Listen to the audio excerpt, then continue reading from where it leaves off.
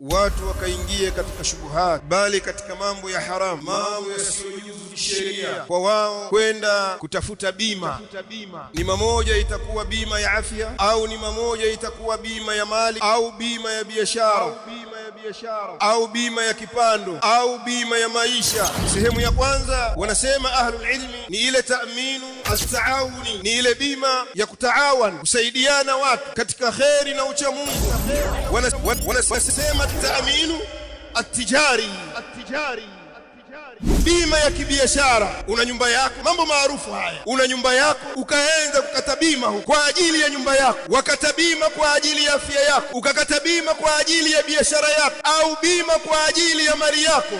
Kwa munasaba huu, ndugu zanguni katika imani, tunataka tueleze maneno machache, maneno ya kisheria, ile ta'min ash-shar'i ambayo ametufundisha Mtume alayhi salam. Iko bima bwana, usiyumbe muislamu, usihangaike muislamu. Hebu rudi katika maneno ya Mtume alayhi salam, namna alivyotufundisha Mtume alayhi salam, namna ya salama yako, amani yako katika mali yako na watoto wako na akhira yako. Yote haya Uislamu umeweka wazi.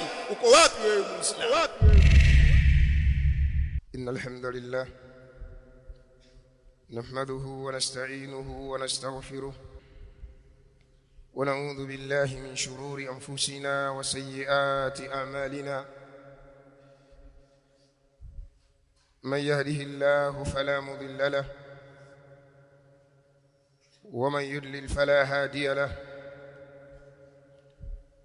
أشهد أن لا إله إلا الله وحده لا شريك له، وأشهد أن محمدًا عبده ورسوله. يا أيها الذين آمنوا اتقوا الله حق تقاته ولا تموتن إلا وأنتم مسلمون. يا أيها الناس اتقوا ربكم الذي خلقكم من نفس واحدة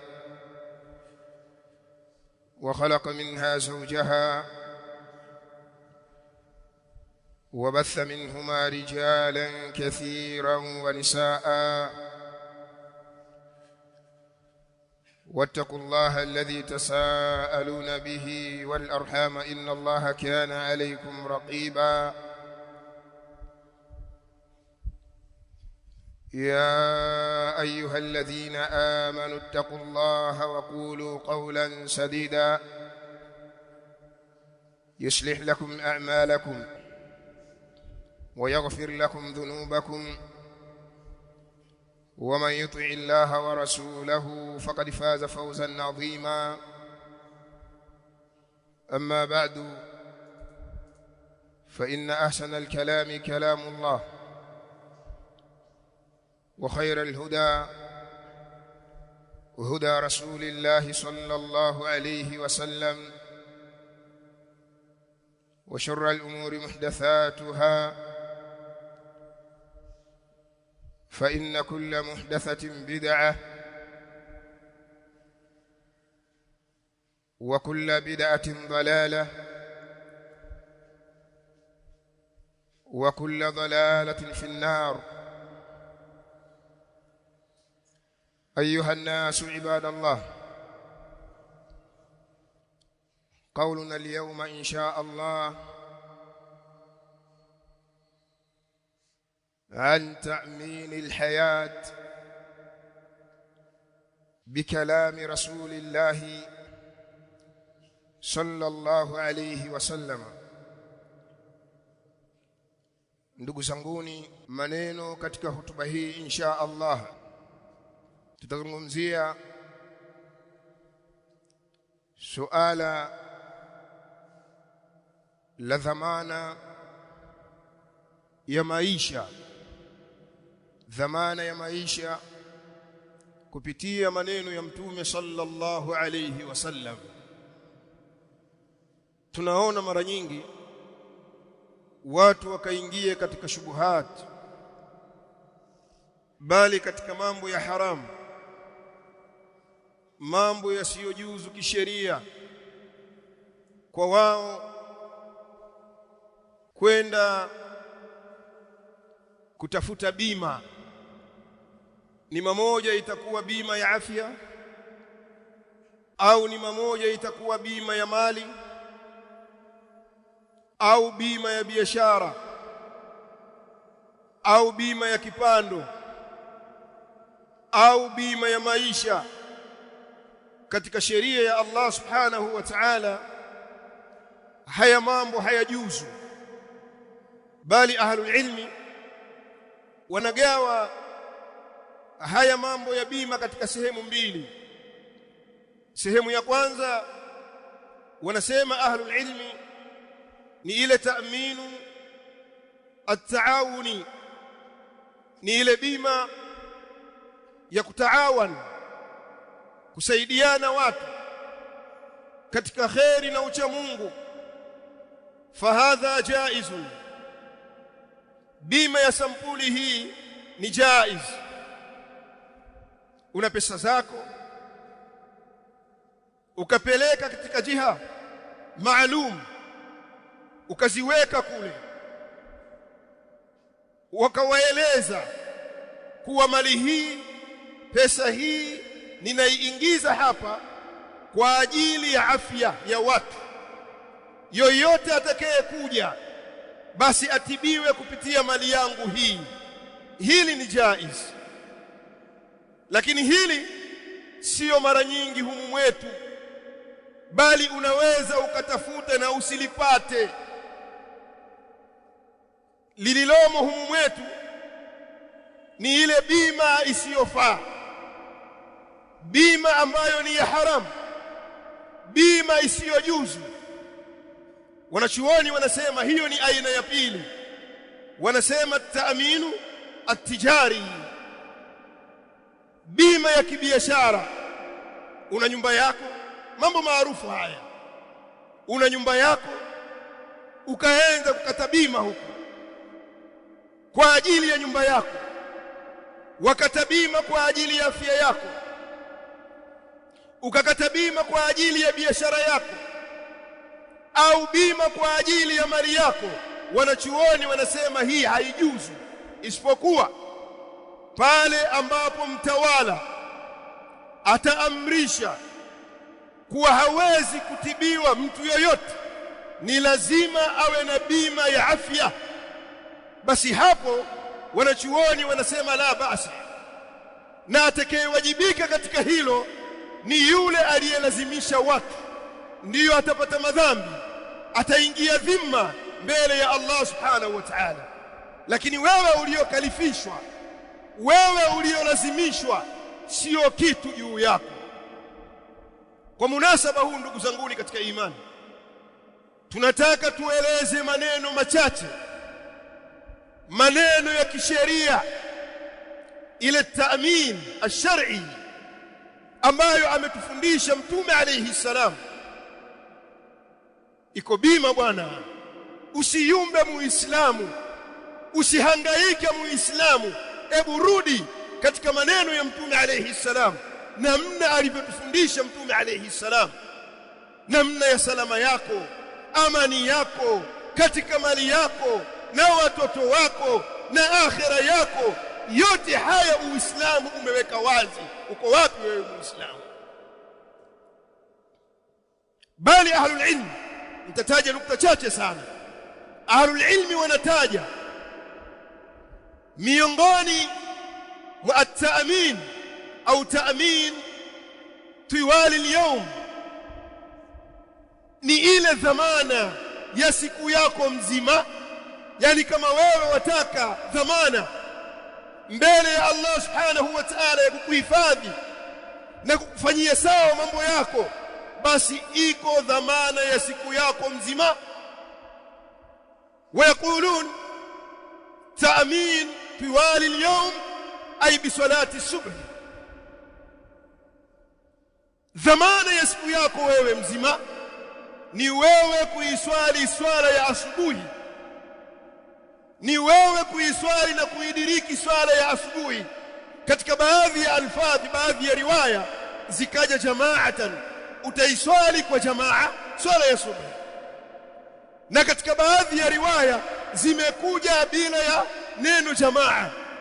Angalieni katika hadithi ya sahabi jalil Jundub ibn Abdullah radhiyallahu anhu, anatupokelea sahaba huyu kutoka kwa Mtume sallallahu alayhi wasallam qala Rasulullah sallallahu alayhi wasallam, Mtume alayhi salam anasema, man salla as-subha fi jama'atin. Na katika baadhi ya riwaya zimekuja bila ya neno jamaa, imekuja man salla as-subha fahuwa fi dhimmati llah, yoyote mwenye kuswali asubuhi swala ya alfajiri. Katika baadhi ya riwaya zikaja jamaa na riwaya zingine zimekuja bila kutaja neno jamaa. Mwenye kuswali swala ya subhi yeye anakuwa katika hifdhi na dhamana ya Allah subhanahu wa ta'ala. Uko wapi wewe Muislamu? Unataka uhifadhiwe na nani? Kuna haja gani Muislamu ukaenda kutafuta bima ya afya au bima ya maisha, kitu ambacho wanachuoni wanasema uharamu wake? Vitu hivi vinakuja kwa ile gharar na ile jahala. Kadhalika iko namna fulani ya kamari. Jahala kwa namna gani?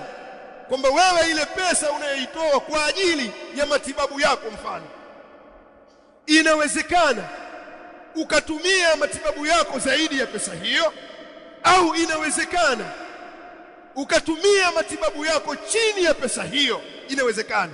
Na mara nyingine usitumie kabisa, kama wale ambao wamekata bima katika majumba yao. Mara nyingine anaweza akaishi yeye milele siku zote, nyumba ikabomoka bila ya kupata na janga lolote, kamari. Na ndio maana wanachuoni wanaharamisha haya, na ndio maana wanachuoni hawajuzishi, kwa sababu inakwenda kinyume na ile miamala ya kisheria. Hilo ni jambo la kwanza. Ukitaka hifadhi ya Allah kuhifadhi, uwe katika dhamana yake Allah subhanahu wa ta'ala, wewe pambana suala la swala ya alfajiri, imma kwa jamaa kama ilivyokuja katika baadhi ya riwaya, imma swala ya fajiri swali, unakuwa katika dhima ya Allah subhanahu wa ta'ala. Kuna haja gani kwenda kutafuta dhamana kwa wanadamu? Bali sio hilo tu, ninyi mnafahamu kwa maneno ya Mtume alayhi salam, kwa sababu hapo tuzungumza ile dhamana. Kama utaita ni ile bima, basi uite ile dhamana kupitia maneno ya Mtume alayhi salam.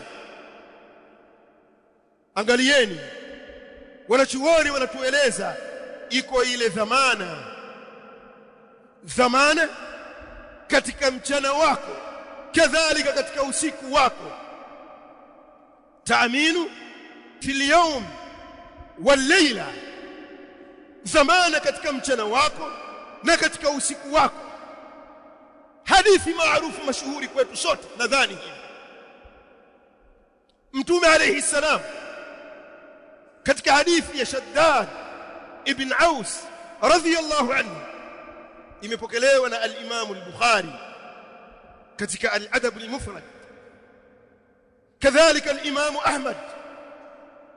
Mtume alayhi salam ndiye aliyetuambia sayyidul istighfar, sayyid al-istighfar, istighfar iliyo bora, kwa maana ndani yake inapatikana zile maana ile ya tauba. Maana ya istighfar ay yaqula al-abdu, ni mja kusema maneno maarufu sana haya kwa sasa: Allahumma anta rabbi, Allahumma anta rabbi la ilaha illa ant khalaqtani wa ana abduk wa ana ala ahdik wa wa'dika ma istata'at a'udhu bika min sharri ma sana'at abu'u lak بنعمتك علي وأبوء لك بذنبي فاغفر لي ولا يغفر الذنوب إلا أنت.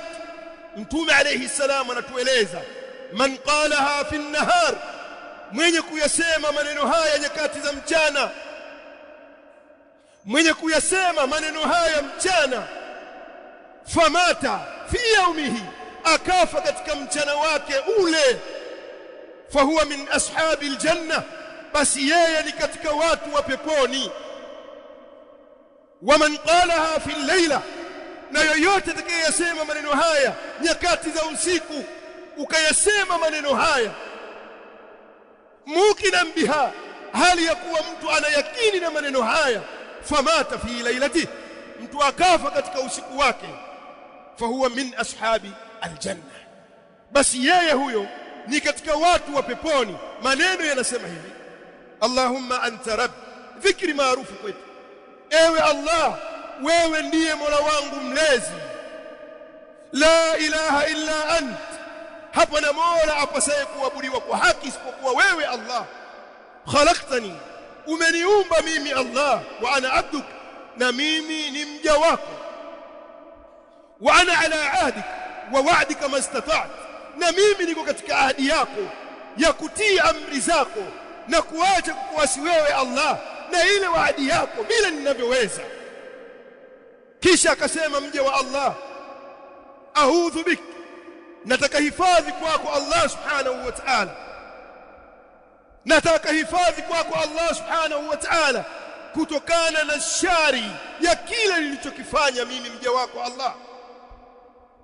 Wa abu'u lak bi ni'matika alayya, na mimi Allah ninakiri kwako kwa zile neema zako zilizo juu yangu Allah. Wa abu'u laka bi dhanbi, na Allah subhanahu wa ta'ala mimi ninakiri kwa yale madhambi yangu, nakiri mimi, faghfir li, Allah subhanahu wa ta'ala nisamehe mimi. Wala yaghfiru dhunuba illa ant, na hakuna anayesamehe madhambi isipokuwa wewe Allah subhanahu wa ta'ala.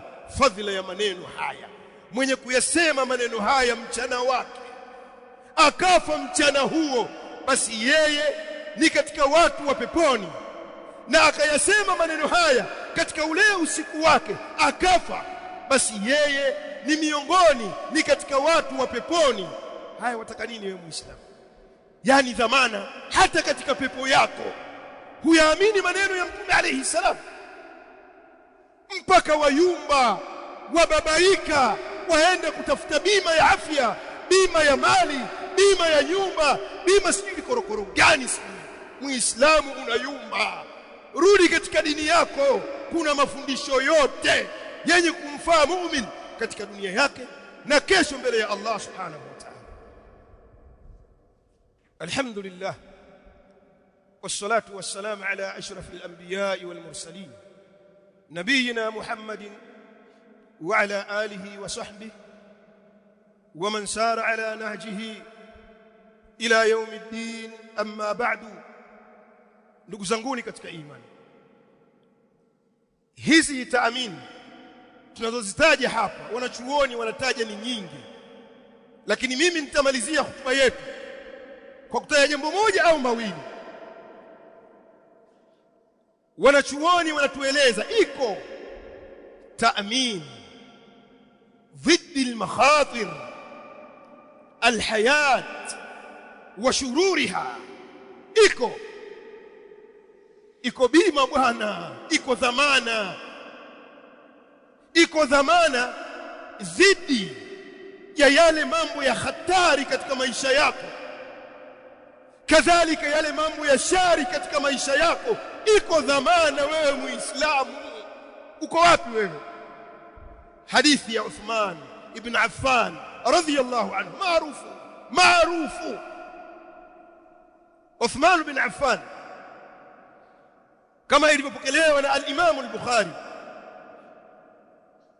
anasema Mtume alayhi salam kasema, ma min abdin yaqul, hakuna mja yoyote atakayesema fi kulli yawmin wa fi kulli layla, katika kila ule mchana wake au akasema katika ule usiku wake, bismillah alladhi la yadhurru ma'a ismihi shay'un fil ardi wala fis samaa wa huwa as-sami'ul 'alim. Mja yoyote akisema maneno haya katika hadithi hii, Mtume alayhi salam anasema lam yadhurruhu shay'un. Sikilizeni haya maneno ya Mtume alayhi salam. Atakayesema maneno haya, hapana bwana, hatodhuriwa na chochote. Muelewa haya maneno? Si ndo bima ya maisha hiyo? Si wataka usidhurike wewe? Si ndo bima ya kuishi nayo hiyo? Sasa ndugu zangu, si twasema hivi, waislamu wengi twajua wameingia huko, Allahumma wawe wameingia kwa dharura za kisheria, lakini vile mtu ajiingiza tu ni jambo lisilofaa katika haya mambo ya bima kama nilivyotaja. Lakini akiingia, ikiwa daula imelazimisha hilo, mtawala amelazimisha hilo, basi anaingia yeye kwa idtirar, kwa maana amewajibishwa. Wako baadhi ya wafanyakazi wanawajibisha katika hayo, ndugu zanguni.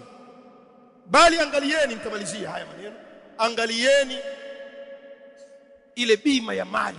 Simetaka bima ya mali iko katika Uislamu. Bima ya mali iko, maneno ni mengi sana. Mtume alayhi salamu, si ndio huyo ametuambia, ma min yawmin yusbihu al-ibadu fihi illa malakani yanzilan fayaqulu ahaduhuma allahumma aati munfikan khalafa wa yaqulu al-akhar allahumma aati mumsikan talafa. Au takabima gani? Mtume alayhi salamu ndiye akasema maneno haya. Hakuna siku yoyote ambayo mja anapambaukiwa akafikiwa na asubuhi katika siku hiyo, isipokuwa malaika wawili wanateremka, na mmoja katika wao wawili anasema, ewe Allah, mpe yule anayetoa, mpe badala, na mpe yule anayezuia maangamivu katika mali yake. Nataka bima ya mali. Pambana kutoa zaka, sadaqat ala wujuhi alkhair, toa, jitolee. Wallahi kuna hifdhi ya Allah subhanahu wa ta'ala katika haya. Ndugu zanguni katika imani, suala la watu kujipeleka huko wakata bima ya mali, bima ya biashara, bima ya afya, bima ya majumba, bima ya vipando na mfano wake katika hizi bima za biashara, wanachuoni wanasema halijuzu. Bali tafuteni bima katika Uislamu, ziko tele kwa mujibu wa maneno ya Mtume alayhi salam, maneno ya kisheria. Bima iko, yote amini, hiyo iko katika Uislamu, kwa wewe kuyafuata na kuyaambata yale maelekezo ya Mtume alayhi salam. Wallahu a'la wa a'lam. Naktafi bihadha. Barakallahu fikum wa jazakumullahu khairan wa aqimus salam.